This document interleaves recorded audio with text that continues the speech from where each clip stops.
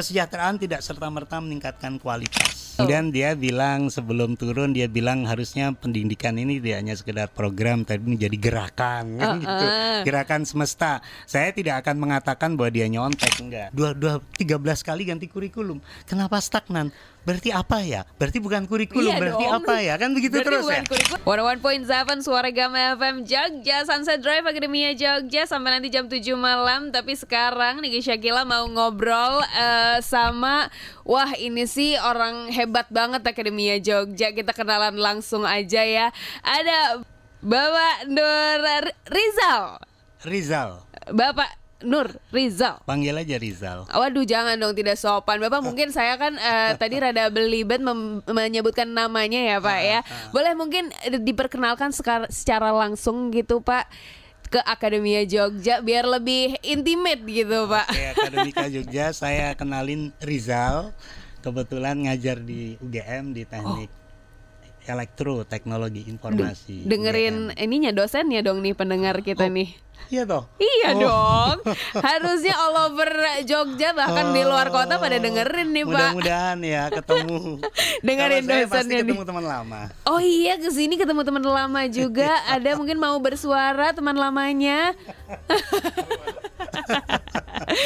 Oke, selamat sore Pak Rizal. Terima kasih sudah nemenin saya siaran Pak. Kenalan saya Kila Pak. Oh Kila.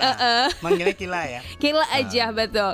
Pak Rizal, ini kan sebenarnya kalau misalkan Akademia Jogja udah lihat posternya di Instagram Suara Gama FM, itu tuh Bapak tertulis sebagai founder gerakan sekolah menyenangkan. Nah, sekolah menyenangkan disingkat GSM gitu ya Pak. GSM, Gerakan Sekolah Menyenangkan. Itu tuh apa Pak sebenarnya Pak? Itu sesederhana pengalaman batin dari saya waktu di S3 di Australia itu melihat pengalaman anak-anak saya yang kebetulan belajar sekolah di sana itu kok mengalami proses belajar yang sangat paling subjektif. Sehingga dia senang sekali belajar dan tidak senangnya bukan karena senang-senang, tetapi justru senangnya karena curiosity-nya, kreativitinya, imajinasinya, dan personality-nya itu dibangun dalam proses belajar yang formal. Di sekolah di tuh. Sekolah formal. Bukan dari kayak pengalaman di luar magang lah atau apa. Di luar sekolah formal atau alternatif. Nah, saya kemudian berpikir dampak dari ini kan curiosity mereka cukup baik ya, dan orang yang keep curious itu kan akan mengakibatkan dia mau belajar sendiri tanpa harus disuruh ya, karena dia punya mimpi, punya harapan, imajinasinya berkembang sehingga dia ingin mencapai imajinasi itu, dan sekolah bisa menciptakan lingkungan ekosistem yang membuat mereka bisa menjadi diri mereka sendiri. Bahkan belajar filsafat atau system of thinking itu sejak kelas 1 SD. Wow, serius Pak? Serius. Nah, bahkan saya sampai sekarang kayaknya nggak pernah menyentuh buku filsafat atau apapun sih Pak. Dan saya sekarang ngajar filsafat malah. Lah, ini berarti muridnya Pak kenal Pak? Maksudnya ngajar filsafat di teknik, bukan di fakultas filsafat. Nah, itu terus saya berpikir, berapa persen orang Indonesia yang sekolah di negara maju, terus bawa anaknya mengalami pengalaman terbaik dalam bersekolah, lalu berapa persen yang kemudian mereka membuat sebuah gerakan atau aktivitas yang agar pengalaman belajar anaknya itu bisa dirasakan oleh anak-anak Indonesia lain, khususnya kalangan miskin, marginal di desa. Kan susah ya. Orang itu bisa merasakan sekolah internasional kan harus orang kaya. Betul. Tapi orang yang nggak kaya kan susah. Nah, jadi saya sama istri saya berpikir gimana kalau membuat aktivitas, karena saya dulu aktivis, sesederhana pengalaman terbaik anak saya bersekolah itu bisa dirasakan oleh anak-anak lain di Indonesia. Makanya kemudian membuat gerakan namanya Sekolah Menyenangkan. Gerakan Sekolah Menyenangkan yang sebenarnya juga kegiatan-kegiatannya juga saya udah sering lihat Pak di FYP. Bapak sering ngonten juga ya Pak ternyata sekarang. Sebenarnya saya nggak ngonten. Kegiatan saya ngisi itu di capture sama teman-teman lalu dibuat, ternyata ternyata dapat respon, akhirnya jadi ketagihan. Jadi lanjut dan juga jadi lanjut. Itu malah jadi lebih luas, Pak, lebih dikenal lebih luas lagi. Apalagi kan era sekarang kan era platform media sosial. Betul sekali. Jadi memang sarananya ya kita harus main ke situ ya Pak ya. Dan terima kasih ini diundang di sini. Iya benar, saya juga terima kasih. Salah satu sarana ini kan. Betul sekali. Oke, berarti ya itu adalah latar belakangnya Bapak kenapa mendirikan gerakan sekolah menyenangkan ini. Oke, kalau misalkan aku kan emang beberapa kali lihat reelsnya Bapak gitu ya. Tapi kalau misalkan gerakan sekolah menyenangkan ini meliputi kegiatan-kegiatan apa lagi, Pak? Sebenarnya kegiatannya sederhana. Karena satu, kita itu kan ingin menarasikan tentang pendidikan masa depan itu harus berorientasi pada manusia. Betul. Maka pendidikan itu harus menyenangkan. Kenapa? Begitu anak mengalami pengalaman subjektif paling menyenangkan, ya anak-anak itu akan ketagihan atau kasmaran belajar. Nah, sesederhana membuat narasi itu, lalu narasi itu diceritakan kepada guru-guru, bentuknya banyak ya, workshop perubahan mindset, mungkin kita punya namanya ngaji pendidikan, mengkaji pendidikan, yang itu sejak pandemi itu bisa offline. Kalau sekarang offline, sekali datang mungkin ada 800 guru dari mungkin 70 kabupaten se-Indonesia, datang biaya sendiri. Kita tidak membiayai transportasinya, bayar sendiri. Ada yang 2 bis dari dari Bondowoso, Situbondo, dari mana-mana, ada yang dari Palembang, ada yang dari Kalimantan, ada yang dari Papua, datang sendiri naik pesawat, biaya sendiri, dan itu hanya sekedar ingin mendengarkan narasi-narasi tentang pendidikan masa depan yang memanusiakan, lalu mereka menceritakan ulang itu kepada teman-teman gurunya. Lalu kemudian ketika mereka ingin beraksi untuk mewujudkan narasi itu menjadi kenyataan, ya kita punya komunitas yang memungkinkan guru itu saling belajar, saling bertukar praktek, yang kegiatannya banyak di situ. Dan karena pandemi kita bisa berzoom, akhirnya aktivitas itu bisa dilakukan online, sehingga sekarang lintas ilmu. Bahkan kalau ada acara webinar itu, kita mulai di sini jam 7, di Papua jam 9. Itu acaranya selesai jam 10 malam sini, di sana jam 12 malam. Dan mereka ketika mendengarkan itu kan rame-rame ya. Mereka harus pergi naik perahu 2 jam dari pulaunya, hanya datang ke kantor kepala dinasnya untuk mendengarkan webinar kita. Rame-rame di situ, nobar ya Pak. Sampai seru banget ya, itu curiosity itulah yang mau dibangun. Yang mau dibangun sama Pak Rizal. Jadi kegiatannya banyak. Tapi kalau itu dikonsepsikan, kegiatan pertamanya adalah perubahan mindset dengan menarasikan pendidikan yang baru. Yang kedua, mindset itu harus berubah jadi perilaku mengajar yang baru, yang itu kita ada pelatihan, ada pendampingan, bisa online, bisa offline, dan yang mengisi sesama guru. Yang sudah melakukan perubahan, lalu kemudian mereka berkomunitas untuk saling menjaga kualitas mengajarnya. Dan ini kemudian merambah ke guru-guru lain. Konon kabarnya tim komunitas kami bilang sudah ada di sekitar 100 lebih kabupaten daerah di Indonesia. Kabupatennya aja 100 lebih Pak, apalagi individunya orangnya itu ada berapa tuh Pak di situ? Bapak sempat ngecek nggak ada berapa ribu orang Pak? Yakin udah ribuan banget dong? Ada yang bilang puluhan ribu. Puluhan ribu guru Pak, berarti ini. Karena satu orang guru, ada yang Pak Ali itu dari Semarang itu, dia sudah datang ke 160 komunitas. Dan sampai sekarang dia datang di Kulon Progo untuk ada acara di sana. Dan dia datang dengan biaya komunitas itu, bukan biaya pemerintah. Jadi ini kegiatan tidak dibiayai pemerintah Rp1 pun. Ini berarti gerakan ini sosial. Gerakan Bapak berarti ini diawali dengan Bapak dan istri Bapak, sedangkan sampai sekarang sudah ada puluhan ribu orang yang mengikuti gitu ya. Dari SD sampai SMA, SMK. SMP, SMA, SMK. Dan pastinya guru-guru itu juga melanjutkan ke generasi bangsa selanjutnya gitu ya Pak ya. Ini besok aja kita minggu depan ke Bondowoso, sekitar ada 500 guru dari semua sekolah di Bondowoso. Banyak banget Pak. Belum anak mudanya, dan mereka yang menyelenggarakan, kita tidak mengeluarkan biaya Rp1 pun. Mereka Keren semua yang banget. mengerjakan, yang mengundang kita, transportasinya mereka hanya ingin mendengarkan narasi baru tentang pendidikan masa depan itu seperti apa. Dan selalu update terus ya Pak ya, Yes, semangat yes. ide-idenya selalu banyak ya, Yeah. karena ya base-nya itu ya udah di curiosity itu, Yes, critical thinking yes, dan juga creative thinking itulah ya. Yeah. Ya karena base-nya di situ, jadi ya mereka juga pengen lah jadi sepinter itu ibaratnya, ya nggak sih Pak? Iya, sebenarnya kalau guru-guru itu bisa menemukan personal calling-nya, mereka akan melakukan belajar sendiri. Aduh keren Nah, banget. persoalannya pendekatan kita selama ini khususnya pemerintah, pendekatannya birokratis, administratif, sehingga menghilangkan personal calling itu datang kepada diri guru, sehingga guru tidak mengalami titik balik dalam proses kehidupannya sebagai guru, sehingga marwahnya sebagai guru tidak terpanggil. Begitu tidak terpanggil ya dia melakukan kegiatan mengajar sekedar rutinitas, menggugurkan kewajiban, dan itu terus terjadi bertahun-tahun, berpuluh tahun, meskipun ganti menteri, ganti kurikulum, Betul. tetapi budaya pendidikan kita masih budaya pendidikan lama. Wah, Nah tapi itu yang ingin kita bongkar dan kita revolusi. Pengen dengan pendekatan diubah akar rumput. Tidak hanya menjadi diubah, lebih baik direvolusi. Oke. Dengan pendekatan akar rumput. Oh, pendekatan akar rumput. Ya sosial ya maksudnya, sosial. Oke. Pendekatan sosial ya, Pak ya. Tapi ini kan dari tadi ngomongin soal personal calling dari seorang guru ya, Pak ya.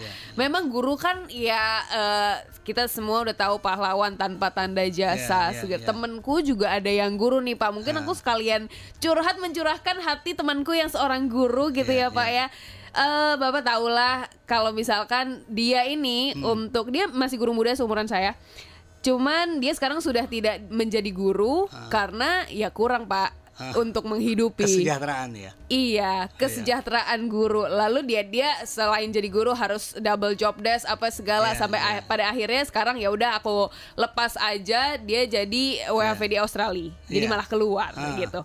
Lah, padahal itu kan ya guru gitu loh yang bisa mengubah generasi bangsa ini. Iya gitu loh, tapi malah keluar gitu, ada satu yang gugur ibaratnya nih Pak. Nah, ini tuh berarti tentang kesejahteraan guru. Itu tuh termasuk problematika yang utama atau gimana menurut Pak Rizal? Kalau kita bicara kesejahteraan, tentu setiap manusia butuh pendapatan untuk dia bisa hidup. Kalau pendapatannya tidak layak ya pasti akan terganggu ya tujuan moral hidupnya, aktivitasnya, sehingga kesejahteraan itu mestinya itu menjadi poin utama. Kalau pemerintah ini memang benar-benar peduli bahwa kualitas manusia Indonesia ini harus dibangkitkan di era persaingan bebas, maka mau tidak mau fungsi guru kesejahteraannya harus baik. Tapi ini kan ingin meningkatkan kesejahteraan ini kan klise ya, berarti butuh APBN. Kalau APBN pajak kita tidak naik, produktivitas kita tidak naik, pendapatan pendapatan ekonomi kita tidak naik, maka pajak itu sedikit kecil. Ketika pajak kecil, APBN juga tidak akan bisa membiayai kenaikan kesejahteraan. Di tengah seperti ini harus bagaimana? Ya, kalau kami memandangnya, riset dari World Bank itu mengatakan di 2013 kesejahteraan tidak secara signifikan meningkatkan kualitas mengajar. Dan bahkan risetnya tidak langsung berdampak pada hasil belajar murid. Itu riset dari World Bank di 2013. Artinya dengan meningkatkan kesejahteraan tidak serta-merta personal calling-nya terpanggil. Bahkan ada riset kecil-kecilan yang kita lakukan ketika nanya langsung kepada guru, sertifikasi gurunya untuk apa? Kan harusnya sebagian untuk meningkatkan kualitas ya. Ikut pelatihan, ikut pendampingan, ikut terlibat dalam pengembangan diri. Larinya itu dibangkan. Mungkin untuk beli nyicil mobil, nyicil rumah, mohon maaf, ada yang mengatakan istri baru dan seterusnya. Seperti itu. Artinya sama seperti era reformasi, di tengah ditekan oleh represivitas pemerintahan Orde Baru, kemudian muncul Orde Reformasi yang membuat orang punya kebebasan, tetapi tidak diikuti oleh cara berpikir yang baru, cara berperilaku yang baru, budaya yang baru. Kebebasan itu akhirnya bablas nggak karuan, akhirnya kita tidak punya pegangan pandangan hidup. Nah itu yang sepertinya dialami oleh seluruh atas setiap insan manusia Indonesia. Bukan hanya pekerjaannya apapun. Tidak hanya guru. Bukan hanya berhubungan dengan pendidikan ini, bukan hanya guru, di tapi semua ya semua aspek, orang. di semua lini. Makanya dilihat aja media kita bebas, terlalu bebas. Saya di Australia 7 tahun tidak sebebas Indonesia. Dan bahkan mereka negara semi kapitalis atau dianggap yang dekat dengan kapitalisme, tapi toko mall tutup jam 5 sore. Iya, aku tahu. Hanya buka di hari Jumat dan Sabtu hingga jam 9-10 malam. Artinya negara yang dianggap kapitalis dan menegakkan liberalisme itu justru pengelolaannya tidak seliberal kita yang mengaku negara demokrasi Pancasila. Artinya ada something wrong dalam cara kita berpikir, mindset sama mental kita yang kayaknya kita tidak tahu mau kemana. Nah, apalagi ini di era artificial intelligence, wah tambah nanti. Ini persoalannya tidak hanya reformasi atau kebebasan, tapi persoalannya kita akan muncul the new species of digital. Iya, benar. Yang manusia sebagai Homo sapiens ini sudah berevolusi menjadi Homo technologicus.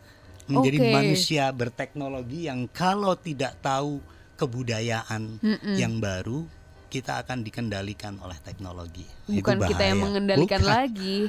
Tapi kita yang contohnya di WA Group banyak left group hanya pilihan presiden yang berbeda. Padahal antar calonnya rangkul-rangkulan setelah itu. Ini kan persoalan mental, persoalan cara pikir, persoalan kebudayaan yang menurut saya harusnya dunia pendidikan yang menyelesaikan ini. Kalau kita berbicara secara formal dan massal ya, tapi kalau kita bicara personal ya berarti kita butuh ekosistem untuk saling mengembangkan diri secara aman, secara ramah, secara baik ya, kindness dan sebagainya. Tapi kita kan bicara pendidikan. Jadi at the end kesejahteraan tidak serta-merta meningkatkan kualitas. Kalau kesejahteraan itu hanya dipandang sebagai tambahan gaji baru, tidak sebagai sumber gagasan baru untuk punya cara berpikir dan cara bertindak yang baru, maka kesejahteraan itu digunakan untuk konsumerisme. Iya, balik lagi nih ya, berarti coba ngaku Akademia Jogja, kalau misalkan gaji kamu naik, apakah kerjaanmu akan makin bagus gitu? Jawabannya berarti enggak ya Pak? Belum tentu, bukan enggak ya, tapi belum tentu. Tetapi bahwa dengan gaji naik kamu meningkat, perasaan senangmu ya, tapi apakah perasaan senang yang meningkat otomatis kamu bahagia? Belum tentu. Iya, karena balik lagi ke pola pikir kita. Gaji tambahan ini dipakai untuk apa dulu nih Pak? Betul kan? Socrates bilang, setiap manusia yang masih terikat dengan segala kebendaan, di titik itu kamu nggak pernah merasakan kebahagiaan. Aduh, never get enough ya Pak ya. Ampun deh, ada lagi yang diinginkan gitu. Jadi bingung nih ngomong pendidikan, ngomong sekolah menyenangkan, apa ngomong filsafat, nggak jelas ya. Ngalir aja kita ngobrolnya. Iya, seru-seruan aja di sini. Tapi mungkin tadi Bapak udah ngomongin soal ya kemarin baru pelantikan ya Pak ya, baru aja. Kabinet barunya juga berubah, beberapa berubah, ada juga yang menjabat lagi gitu ya. Tapi kan Menteri Pendidikan berganti nih Pak ya. Nah, terus ya Bapak kan juga tadi ngomong kalau misalkan gerakan ini tidak ada sangkut pautnya, tidak dibiayai oleh pemerintah gitu kan, emang pribadi aja gitu ya. Gotong royong semua pihak. Gotong royong. Dan komunitas-komunitasnya Bapak juga willing untuk mengeluarkan uang sendiri gitu ya. Mungkin ada dinas pendidikan juga yang willing untuk mengeluarkan budgetnya bagi gurunya. Ya gitulah, semua gotong royong. Semuanya gotong royong. Tapi apakah kebijakan pemerintah ini udah ada kayak mengarah ke gerakan sekolah menyenangkan ini? Anda sendiri lihat, Nadiem kan bicara sekolah harus menyenangkan kan. Betul. Di akhir posisinya. Betul. Kemudian dia bilang sebelum turun, dia bilang harusnya pendidikan ini tidak hanya sekedar program, tapi menjadi gerakan kan gitu. Gerakan semesta. Saya tidak akan mengatakan bahwa dia nyontek, enggak. Tapi ya kenyataannya dia ngomong begitu. Jadi saya tidak tahu dia dibisiki oleh siapa. Tapi yang jelas sebenarnya GSM diundang 3 kali, 2 kali, 3 kali sama dia, kita nggak datang. Kita concern untuk lebih memilih bekerja bersama guru-guru di akar rumput. Kolaborasi lah ya. Ya nanti kalau pemerintah butuh ya calling lagi aja. Ya calling lagi aja. Tapi juga balik lagi belum tentu. Ya kita lihat lah nanti. Kita lihat. Karena apa? Gini, kita butuh kebudayaan kemandirian. Itu penting. Di era homo technologicus, agar manusia tidak dikendalikan oleh teknologi, maka kita butuh manusia yang berdaulat. Bukan kurikulum yang merdeka, tapi manusianya yang merdeka dan berdaulat. Kurikulumnya mah bisa apa saja. Tapi mungkin ini memang pemerintah melihat mereka pingin manusianya berdaulat dan merdeka, tapi nggak tahu caranya. Makanya namanya kurikulumnya merdeka. Tapi apakah gurunya merdeka? Tambah terpaksa mereka ngisi platform-platform digital nggak karuan yang tidak langsung berdampak pada proses belajar di kelas. Itu banyak guru-guru yang bisa disurvei lapangan tuh. Ditanyain mungkin, mungkin gurunya anaknya Mas Amir juga coba aja ditanya. Nanti kan semuanya terbelenggu oleh platform-platform itu. Bener. Aplikasi itu. Iya. Kita memandangnya itu seolah-olah transformasi digital di bidang pendidikan. Tapi kalau saya memandangnya itu hanya alat pengontrol guru secara administrasi digital. Ya. Apakah goalsnya nyampe? Goalsnya nyampe? Nggak tahu. Oke. Kalau Anda sibuk ngurusi administrasi Anda sendiri untuk kepentingan karir Anda, kebetulan pakai digital karena memang eranya digitalisasi. Betul. Apakah itu Anda akan memikirkan murid? Belum tentu. Belum tentu, balik lagi. Ya, boro-boro katanya Mas Amir tuh. Kedengeran back sound-nya Mas. Oke. Jadi nggak langsung otomatis berdampak. Iya. Ya butuh proses yang panjang banget dan juga ya soal ini ngarahnya udah ke mental ya Pak ya. Tapi proses panjang itu bisa diperpendek ya. Dengan cara apa? Dengan cara mengubah orientasi kita. Kalau kami selalu bilang kalau di level pemerintah harusnya yang berubah itu bukan kurikulum, tapi orientasi kebijakan politik pendidikannya yang berubah. Dari apa? Dari pendidikan yang bertujuan ke ekonomi yang mekanistik, ke pendidikan yang menjadi manusia seutuhnya, yang dia nanti bisa mengendalikan kemajuan teknologi demi keberlanjutan planet ini. Betul. Teknologi semakin maju butuh energi. Iya. Ketika manusia semakin maju butuh makan yang lebih banyak, butuh air yang lebih banyak. Iya. Dan ketika itu dieksploitasi semena-mena, maka akan terjadi krisis iklim lingkungan yang dampaknya krisis produksi pangan, produksi air bersih, dan produksi energi itu sendiri akan semakin terbatas. Betul. Kalau itu terbatas tetapi kebutuhannya semakin meningkat, maka kekerasan, perang, geopolitik akan memanas. Contohnya ini Israel dan seterusnya.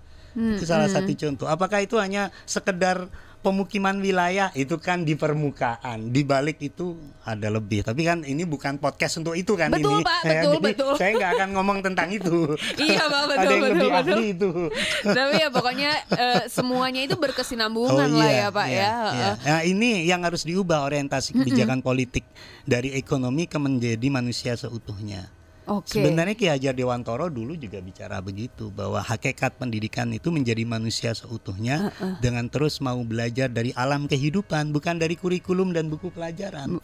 Agar menjadi apa? Manusia yang selamat lahirnya, bahagia batinnya, dan memberi dampak bagi orang lain. Betul. Jadi bukan nilai tinggi atau bukan UN atau ranking. Enggak, itu tuh outcome, itu tuh dampak saja. Bukan tujuan utama. Nah, orientasi kebijakan politik pendidikan ini akan membuat suasana kebatinan pendidikan, tata kelola pendidikan, pengembangan gurunya, kurikulumnya, dan suasana sekolah dan juga kampusnya akan berubah. Nah ini yang tampaknya tidak berubah, yang pemerintah tidak melakukan perubahan ini. Padahal ya itu isunya udah lama sekali berjalan gitu. Oke. 20 tahun kemampuan PISA kita yang diukur oleh PISA, literasi, numerasi, sains stagnan dan bahkan cenderung turun 20 tahun. Selama 20 tahun. Selama 20 tahun diuji dari tahun 2000 hingga 2018 atau sekarang terakhir 2022. Kita itu gapnya dengan negara OECD yang disurvei sekitar 120 hingga 130 poin. Angka literasi kita di angka 360-370-an. Iya. Negara-negara yang disurvei rata-rata 480. Berarti kan selisihnya 120, 485 apa 490. Vietnam sudah 500-an. Dan negara tetangga kalau Singapura jelas ya 550. Padahal kata Landriset dari Harvard University, sebuah negara untuk menaikkan 17,4 poin butuh 30 tahun. Kalau selisihnya 120 poin dibagi 17,4 dikali 30 tahun, berapa itu Mas Amir? Bisa hampir 200 tahun. 200-an tahun. Dan kita 20 tahun disurvei stagnan nilainya. Dan bahkan baru saat ini hasil dari Merdeka Belajar turun. Oke. Turun. Coba dicek turun 12 hingga 14 poin. Ada datanya ada ya data Pak nanti ya bisa itu. Dicek itu. Ya turun. ampun. Oke. Wah, kalau udah ngomongin data-data ini saya sudah pusing sebenarnya ya Pak ya. Tapi boleh dicek Akademia Jogja yang mungkin kamu juga penasaran gitu ya. Yeah. Tapi nih Pak, mungkin tadi juga udah sempet ngomongin, sekarang udah di minum ya. Silahkan Pak. Saya juga pusing ini. Gak apa-apa, silakan Pak. Tapi saya izin sambil bertanya ya Pak ya.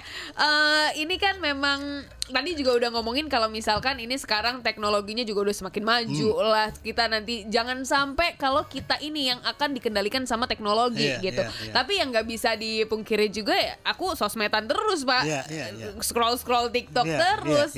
Saya juga tahu Bapak gerakan-gerakannya Bapak dari Reels Instagram gitu. Scroll terus. Tapi balik lagi itu semua FYP kita, apa yang kita suka itu ya yang ditongolin terus kan di depan. Nah, tapi yang paling bikin aku astagfirullah gitu ya Pak, istighfar banget adalah saya lihat satu konten ada ya ini social experiment gitu, hostnya nanya ke anak-anak atau dia berseragam, pakai baju seragam gitu, tanya apa singkatan dari DPR, apa singkatan dari MPR, sebutkan kota di negara di Eropa. Dia malah sebut apa gitu, waktu itu dia sebut Garut. Kan tidak make sense ya. Nah terus netizen juga banyak yang komen di situ. Saya lihat komen-komennya juga Pak. Itu banyak yang kayak ini tuh generasi yang udah tanpa UN ya. Apa UN penting ya guys ya, ternyata kayak gitu-gitu lah. Apa UN tuh sebenarnya penting ya untuk kualitas pendidikan gitu. Dan ternyata UN kan udah di stop di tahun 2019 ya Pak. Menurut Pak Rizal gimana soal kasus ini Pak? Saya tidak melihat itu kaitan dengan ada UN atau gitu. Tidak. Oke. Ya, karena ada UN pun, saya yakin kalau ditanya anak seperti itu di era digital sekarang, jawabannya juga sama. Oke. Ini kan menandakan adanya kesadaran yang turun dari anak kita, atau adanya krisis belajar. Oke. Ya. Kan pasti ada orang cara pikir lama akan menganggap krisis belajar ini yang membuat anak tidak tahu kota di Eropa, bahkan menyebut Garut adalah bagian dari itu, nggak tahu kepanjangan apapun, karena adanya ketidakmauan untuk mau tahu. Curiosity terhadap ilmu pengetahuan. Curiosity-nya pada perilaku orang, FOMO sama apa yang dilakukan oleh orang. Ini akibat dari algoritma echo chambers yang ada di sosial media, yang memang yang di FYP-kan itu bukan sesuatu yang sifatnya positif. Manusia itu senang sesuatu yang sifatnya kebencian, senang sesuatu yang sifatnya menakutkan, senang sesuatu yang sifatnya komersialisasi atau greedy, keserakahan. Misalnya anak usia 26 tahun sudah bisa beli Ferrari. Wah, itu FYP pasti. Kalau kayak gitu-gitu, TikTok begitu itu. Konten-konten riak ya Pak ya. Konten riak begitu tuh senang itu, kemewahan palsu itu suka. Iya benar. Ketika sekolahnya tidak menyenangkan, ketika sekolahnya tidak membuat anak curious dan terinspirasi imajinasinya untuk terus mau belajar. Sekolahnya mungkin dianggapnya bagus dengan cara menuntut ujian dan ulangan. Jangan-jangan situasi kebatinan yang tidak menyenangkan itu membuat anak lari dari persoalan. Di rumah dia dimarahin, di sekolah nggak senang, dia lari mencari. Kalau dulu geng-gengan ya Mas Amir ya, sekarang lari ke sosial media. Dan di sosial media yang FYP adalah sesuatu yang sifatnya riak, sesuatu yang sifatnya kebencian, sesuatu yang sifatnya perselisihan. Dia terlibat di situ. Ketidakmampuan dia untuk mengolah dan mencerna informasi yang tumpah ruah. Betul. Karena critical thinkingnya lemah, tidak diajarkan di sekolah, mengakibatkan dia FOMO dengan segala hal. Jadi apakah UN akan mengembalikan itu? Belum tentu. Belum tentu. Karena persoalannya bukan ada ujian dan tidak ada ujian. Persoalannya anak tidak mengalami pengalaman yang menyenangkan ketika belajar di sekolah. Ketika dia tidak senang, dia tidak terinspirasi untuk mau tahu. Ketika dia tidak terinspirasi untuk mau tahu, dia jadi nggak terbuka.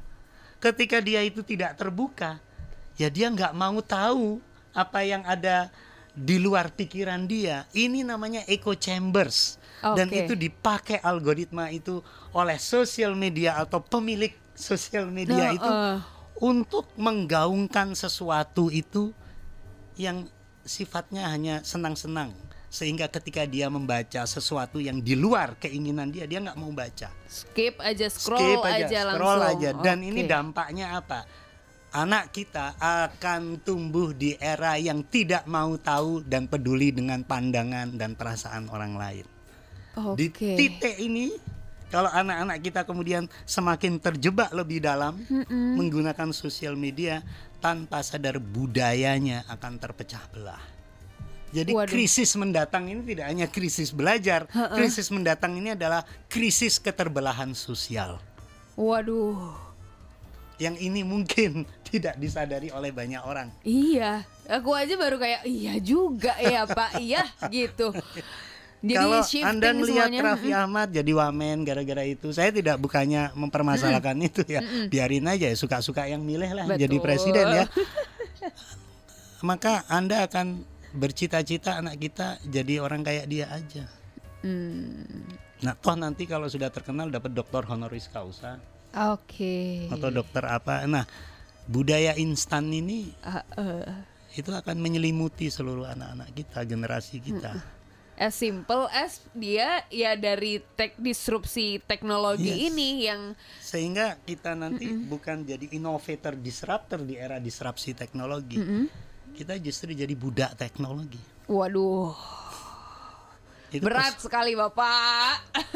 Itu persoalan tapi besar. Bener. Dan ini nggak bisa diselesaikan hanya dengan kurikulum baru. Kenapa? Yang mendeliver kurikulum itu siapa? Guru.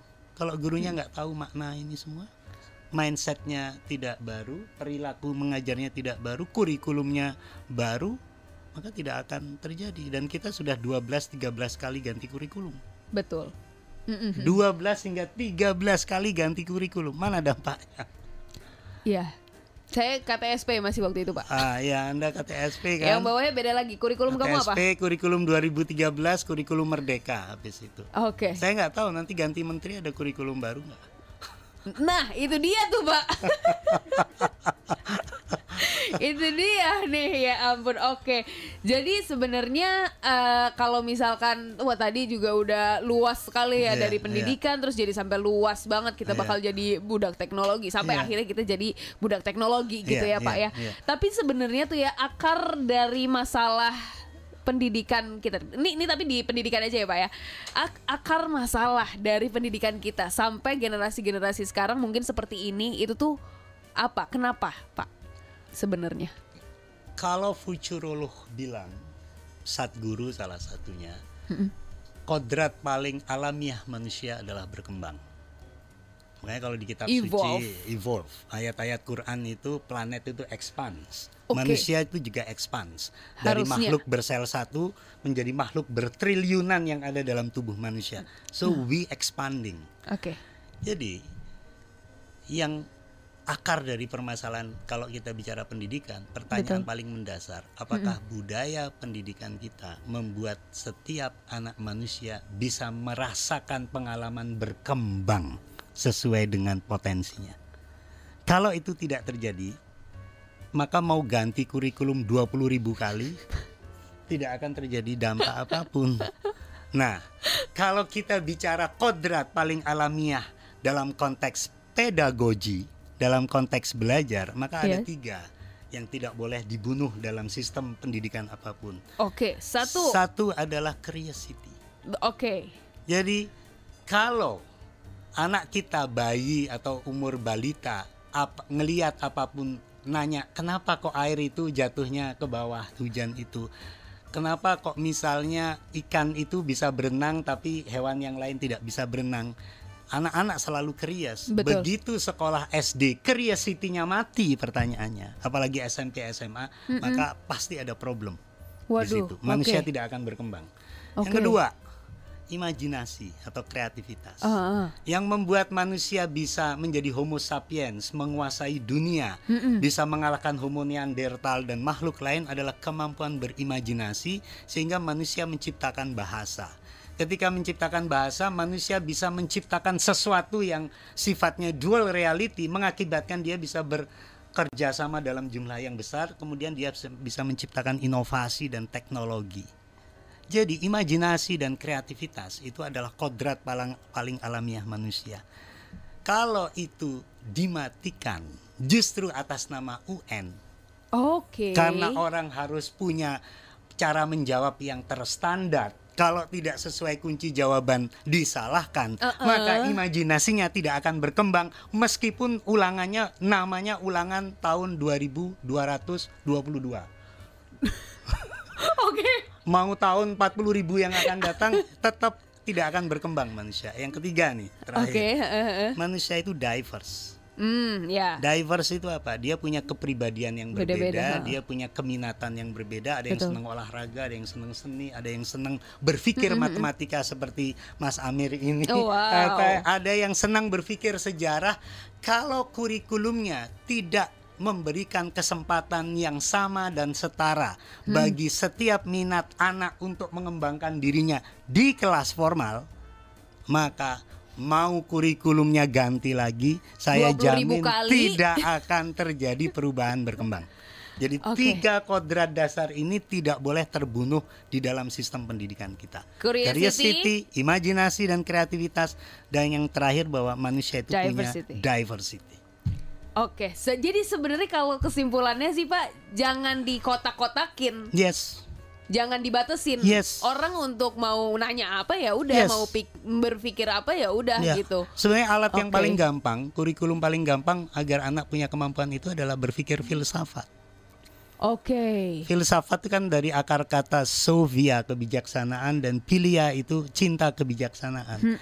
Jadi dengan berpikir filsafat, dia akan berpikir secara akar dan mendalam. Misalnya, kenapa kok kita sudah dikasih anggaran APBN 20%, 400 hingga 600 triliun, tapi 20 tahun stagnan. Kenapa ya? Oh, ganti kurikulum. Loh, 13 kali ganti kurikulum. Kenapa stagnan? Berarti apa ya? Berarti bukan kurikulum, berarti dong. Apa ya? Kan begitu berarti terus bukan ya? Kurikulum dong. Jadi cara berpikir filsafat itu penting. Sehingga kalau cara berpikir filsafat itu penting, siapa yang mengajarkan itu? Berarti harusnya fokus. Pemerintah itu selain mengubah orientasi kebijakan politik pendidikan, fokus ke manusianya, ke gurunya. Kalau tidak fokus ke gurunya, ini nggak cuma kesejahteraannya aja ya. Tetapi profesionalisme guru harus dikembangkan. Guru harus punya marwahnya sebagai brahmana itu kuat, sehingga dia tidak dibeli. Kalau jadi dosen tidak dibeli, diberi jabatan menteri atau wamen atau jabatan dirjen, itu nggak bisa dibeli, harusnya begitu. Atau kalau jadi guru itu juga tidak bisa dibeli dengan mengisi administrasi platform digital itu. Bisa nggak? Itu namanya manusia berdaulat. Jadi guru ini harusnya dibangun keberdaulatannya. Itu makanya kenapa kok Ki Hajar Dewantoro itu lari dia dari aktivisme ketika pulang dari Belanda, dia memilih kerja di pendidikan. Kenapa? Karena dia terinspirasi sama Montessori. Montessori itu bilang namanya pendidikan tuh namanya ex ducare. Education tuh dari kata ex dan ducare. Ex itu keluar, ducare itu potensi bawaan. Jadi kata Ki Hajar Dewantoro berarti namanya pendidikan itu adalah proses mengeluarkan potensi bawaan lahiriah manusia yang paling hakiki. Apa? Berkembang. Berkembang berarti butuh ruang kemerdekaan. Berarti pas buat Indonesia yang sedang dijajah, berarti pendidikannya harus pendidikan yang memerdekakan potensi bawaan itu. Jadi siapa yang melakukan itu? Guru. Makanya Ki Hajar Dewantoro dia lebih memilih membuat sekolah yang namanya taman siswa daripada jadi menteri. Dia jadi menteri hanya 6 bulan, dan itu dia keluar. Karena dia memilih untuk tetap bekerja di dunia sekolah, namanya taman siswa. Dia tidak bicara sekolah maju apa-apa, dia namanya taman siswa. Berarti apa? Taman sekolah itu apa? Taman sesuatu dengan yang menyenangkan. Betul. Ketika senang dia bereksplorasi di taman, melihat banyak kembang, banyak bunga. Lalu anak itu curious bertanya, kok bunga itu kok bisa ya teratai itu tumbuh di lumpur tapi begitu muncul bunganya indah. Kok bisa lumpur bisa menciptakan keindahan? Ada apa di balik lumpur? Nah, anak jadi curious belajar. Itu. Nah, makanya taman. Nah, di kita sok-sokan sekolah apa kayak sekolah apa, sehingga malah nggak lari kemana-mana. Potensi tadi, curiosity, imajinasi, kreativitas dan diversity malah terbunuh atas nama kepentingan ekonomi. Apa? Menyiapkan menjadi tenaga kerja. Kalau menyiapkan menjadi tenaga kerja, maka yang dibangun bukan potensi, tapi yang dibangun apa? Standarisasi kapasitas. Wah. Standar kapasitasnya itu apa? Tenaga kerja nggak boleh kritis. Kamu kalau jadi tenaga kerja itu yang patuh aja. Nurut. Kalau jadi tenaga kerja yang penting kamu bisa baca, tulis, hitung. Kalau bisa baca, tulis, hitungnya yang keren. Makanya caranya apa? Ulangan ujian untuk ngecek keren apa enggak. Begitu tidak sesuai dengan standarisasi, kamu nggak naik kelas. Itu kalau barang cacat dijual murah. Aduh. Jadi kalau gitu kita ini seperti barang pabrik sebenarnya manusia ini. Tapi ini kan nggak disadari toh. Iya, dibentuknya malah jadi kayak gitu. Tapi ya kita udah keikutan kayak makanya gitu. Jadi murid harus patuh, jadi murid harus standar, jadi murid harus dikompetisikan agar apa? Kelihatan mana yang paling bagus. Yang paling bagus dijual mahal, yang jelek dijual murah. Waduh. Kalau barang itu nggak apa-apa, tapi kalau manusia ya kan nggak bisa dijual murah. Berarti kan kita menjual rakyat kita sendiri. Padahal janji kemerdekaan adalah mencerdaskan segala kehidupan bangsa. Nah, berarti kita udah melanggar janji. Kalau melanggar janji sebenarnya bisa di-impeach kalau presiden itu. Jadi kan nggak mungkin itu impeach presiden. Wah, sebenarnya menarik sekali nih omongan-omongannya Pak. Bapak tuh ibaratnya ngeri apa menarik? Lebih ke kayak itu tuh menyadari gitu. Itu sesuatu yang obvious sebenarnya, kayak udah terlihat, cuman disadarin gitu. Nih, gitu loh. Kayak ditunjukin gitu loh aku di sini. Mungkin Akademia Jogja di sini juga kayak, iya bener juga, pada bengong nih Pak kayaknya nih Pak. Padahal kita belum berbicara tentang masa depan ya.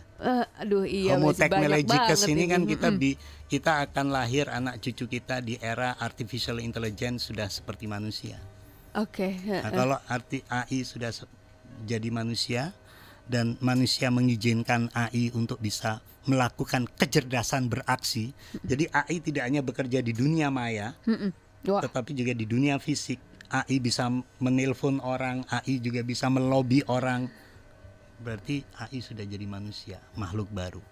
Pertanyaan saya, siapkah manusia kita hidup berdampingan dengan makhluk baru yang bernama artificial intelligence? Ini bicaranya saya beda lagi. Ini tidak hanya bicara orientasi kebijakan politik, ini tidak hanya berbicara tentang sistem pendidikan, ini bicara humanity yang paling existence. Betul. Jadi kamu tuh sebenarnya siapa? Nah, ini bicaranya tidak levelnya sudah bukan lagi sistem, ini bicaranya level filsafat. Betul. Iya Pak. Kamu itu sebenarnya siapa nanti? Di tengah-tengah kamu hidup dengan artificial intelligence yang berubah wujud menjadi dirimu. Kita hidup berdampingan aja, ini udah banyak makhluk gitu loh Pak di sini. Makhluk astral ya. Makhluk astral. Kita sesama manusia aja kadang beda makhluk gitu ya Pak ya. Padahal kalau di teori kuantum fisika, makhluk astral itu sesuatu yang ada di multiverse. Cuma kuantum fisika saat ini belum ada teori yang bisa mewujudkan, mengukur makhluk itu. Makanya kita namai astral. Padahal kalau nanti kuantum fisika sudah terpecahkan, lalu sudah bisa ada alat untuk bisa menangkap adanya makhluk multiverse lain.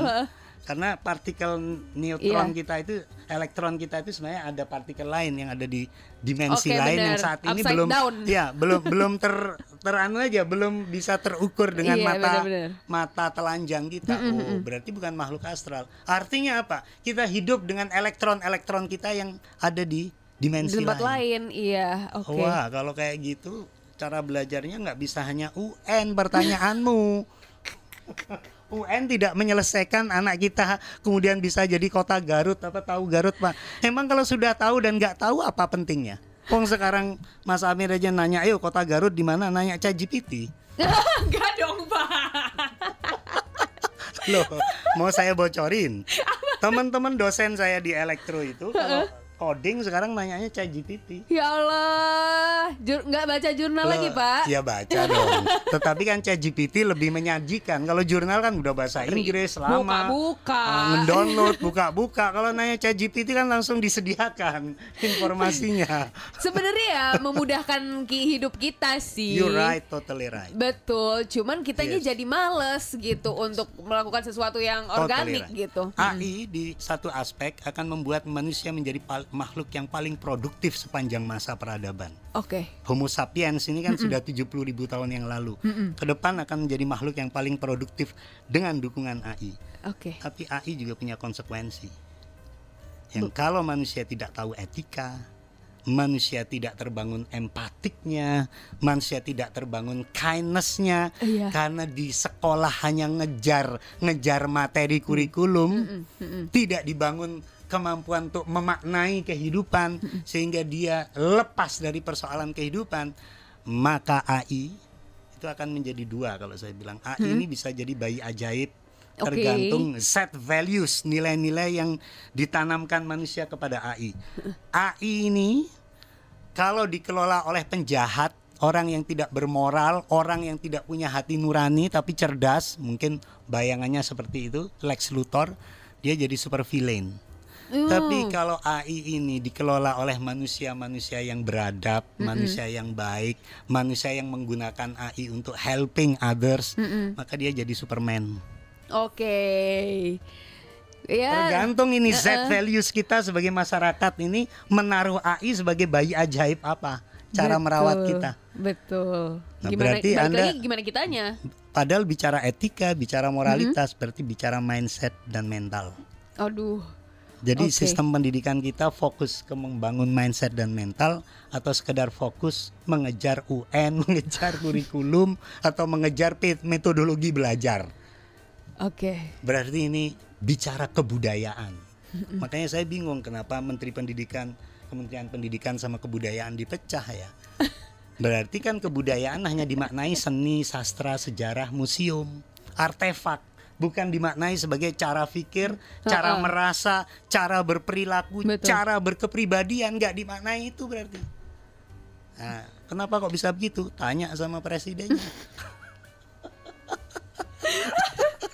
Jangan tanya sama saya. Tanya sama orang-orang yang milih.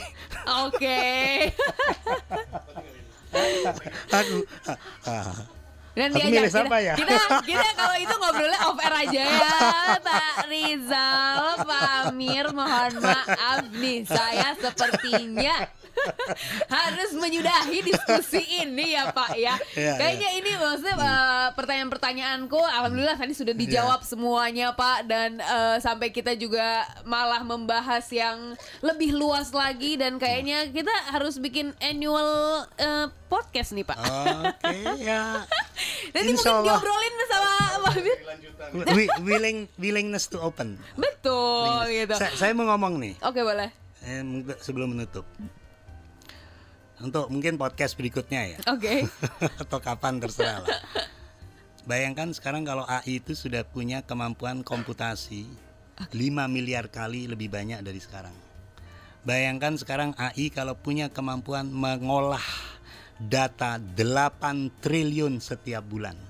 Ini manusia nih, kalau setiap detik kerjanya hanya membaca, tidak makan, tidak minum, tidak bersosialisasi, hanya membaca aja. Kapasitas maksimal manusia sebulan tuh hanya bukan mengolah, hanya membaca 8 miliar kata. Kalau tidak melakukan semuanya, tapi kan nggak mungkin ya. Nggak mungkin Pak. Iya. Taruhlah kita bisa 100 juta kata, AI 8 triliun. Berarti kecerdasan AI jauh-jauh lebih banyak daripada manusia. pertanyaannya, agar manusia itu tidak bisa dikendalikan oleh AI, bagaimana? Nah, itu nanti bisa jadi wah, podcast. bersambung nih. Podcast bersambung Akademia Jogja. Aduh, aku penasaran lagi jawabannya, Pak. Gimana kalau habis ini kita lanjutkan di konten online mungkin ya, di Instagram ya guys ya, boleh ya. Ya. Oke Pak, boleh ya Pak. Nanti next time kalau Bapak lagi santai gitu, boleh mampir lagi ke sini ya Pak ya. Insya Allah. Wah, Bapak Pak Rizal, terima kasih banyak. Kita udah ngobrol banyak sekali Pak di sini, menyadarkan saya sesuatu yang banyak yang udah gamblang sebenarnya, udah obvious, tapi ternyata aku baru sadar, baru kayak di gitu loh. Terima kasih banyak Bapak sudah main-main ke Sunset Drive sore ini. Terima kasih banyak Akademia Jogja. Gila juga masih nemenin kamu sampai nanti jam 7 malam. So, boleh Pak Rizal mungkin say goodbye sama Akademia Jogja. See you gitu. See you Akademia Jogja. Oke deh, see you Pak Rizal. Tetap jadi manusia. Tetap jadi manusia Akademia Jogja. Itu loh penutupnya, keren Pak Rizal. Terima kasih. Iya, sama-sama.